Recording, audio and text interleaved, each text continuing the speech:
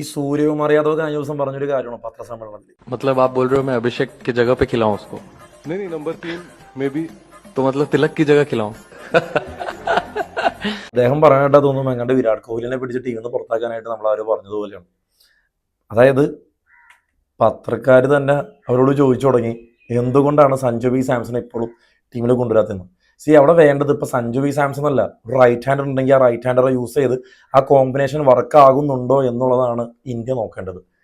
വിരാട് കോഹ്ലിയോ രോഹിത് ശർമ്മയോ അല്ല ഈ അഭിഷേക് ശർമ്മയും അതുപോലെ തന്നെ തിലക് വർമ്മയും പുറത്താക്കാണ്ടിരിക്കാൻ. അവർ പെർഫോം ചെയ്തില്ലെങ്കിൽ അവരെ പുറത്താക്കി അടുത്ത പ്ലെയേഴ്സിനെ കൊണ്ടുവന്ന് എന്തായിരിക്കും സ്ഥിതി എന്ന് നോക്കണം. നമീബിയക്കെതിരെയാണ് സഞ്ജു വി സാംസൺ ആകെ കളിച്ചത്. 8 ബോൾ 22 അടിച്ച് ഔട്ടായി. ഉത്തരവാദിത്തം കാണിച്ചില്ല എന്ന് പറയുന്നു. പക്ഷേ 8 ബോൾ 22 അടിച്ച് കൊടുത്തിട്ടാണ് ഔട്ടാകുന്നത്. അതായത് സഞ്ജു അഭിഷേക് ശർമ്മ ബാറ്റ് ചെയ്യുമ്പോൾ ഗുണം എന്ന് പറഞ്ഞു കഴിഞ്ഞാൽ സഞ്ജു പുഷ് ചെയ്യും, അഭിഷേക് ശർമ്മ വെയിറ്റ് ചെയ്യും. സഞ്ജു അടിച്ചിട്ട് കരക്കെത്തിച്ചിട്ട് സഞ്ജു ഔട്ടാവും, അഭിഷേക് ശർമ്മ അടിച്ചു തുടങ്ങും. പണ്ട് ധവാനും രോഹിത് ശർമ്മയും കളിച്ചുകൊണ്ടിരുന്നപ്പോൾ രോഹിത് ശർമ്മ സ്ലോ ആയിട്ട് കളിച്ചുകൊണ്ടിരുന്ന സമയത്തുള്ള ഒരു ടാക്ടിക്സ് ആയിരുന്നത്. ഒരാൾ പുഷ് ചെയ്യും, ഒരാൾ റൊട്ടേറ്റ് ചെയ്യും. അതാണ് നോർമലി ക്രിക്കറ്റിൽ സംഭവിച്ചുകൊണ്ടിരിക്കുന്നത്.